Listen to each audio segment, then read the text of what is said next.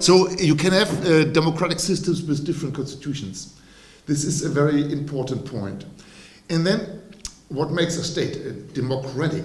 And here I can say, on the one hand, coming back to what has been said by you, first of all, yeah, economics play a role.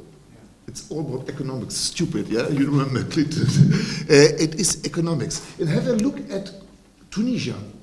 Tunisia had a fantastic democratic constitution. Now this big rollback. Why? Because there is a crackdown of the economy. And people are not satisfied. And now the president is taking over, and there are no protests in the streets. Everybody is happy.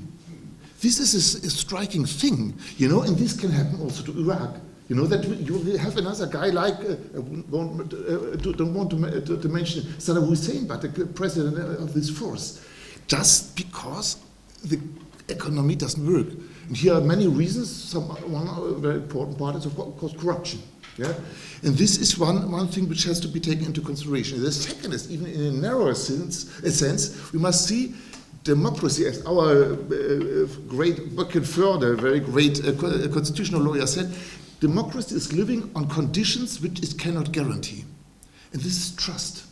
This is trust. It has also already been mentioned. One of the most important virtues of a democrat is to know how to lose, to accept a defeat. And if they do not want to accept the defeat, we come very quickly to the end of democracy. Have a look at the United States, a well-established democracy. And now there is a party not accepting the defeat. You know, and this is putting at risk a democracy of 200 years, within 2 years. And now, how can you guarantee the trust that you can win next time? So then, therefore, you will accept the defeat. This is something which is not written in the Constitution. And this is a big problem you are facing at the very moment. And I do not know, we can write whatever constitution for you, the best constitution, can copy the German constitution, French constitution, whatever. It won't work if you do not have an economy which works and will satisfy the demand of the people, and if you do not have politicians which accept defeats. And with Libya, we agree in the end that federalism is another F word. You must not use it. Yeah? In all the discussion on the constitution, no, this word. Yeah, please. This is one thing. Therefore, it is a question of trust. Second thing, president. Yeah, the presidential system came back in all these eastern countries. I'm more familiar with the constitutional development in this area, and Putin. Yeah. The majority of the people were happy when he came to power after the nightmare of the 90s. They were happy with him for a long time, up to now to a certain degree. Yeah? In Ukraine, in the end, the same system. You know, there are the strong men like Poroshenko, now Zelensky, and the political movements, they are very weak. The Poroshenko the Zelensky movement, the party, the people's servant, they got 30-40% in the election of 2019. Now they have just 20%, even less. The Yasenuk, the People's Front, they had at the election in 2014, they got 25%, what's a lot in Ukraine. After a year, just 1%.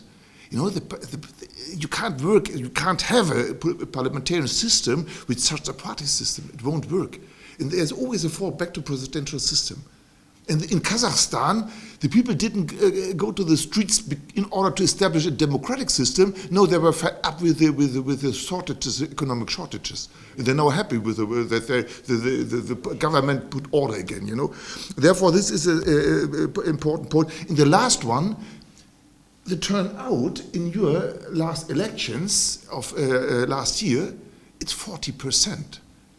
Only 2 out of 5 people participated in the elections. And how can you build up a democracy if the vast majority is not interested in democracy?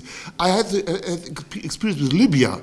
I think even now discussing about elections in Libya, it's stupid.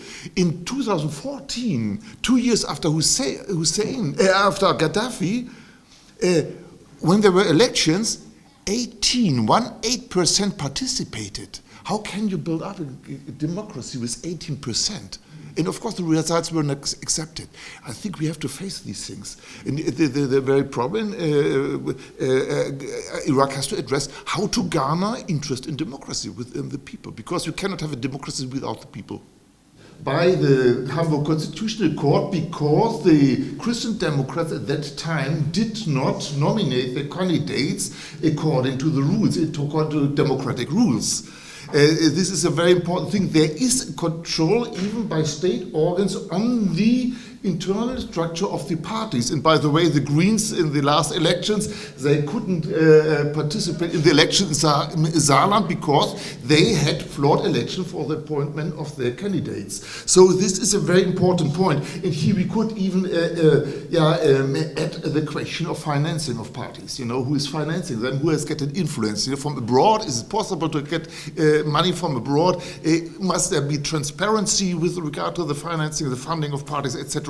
This is a very, very important point, I think, which has to be mentioned.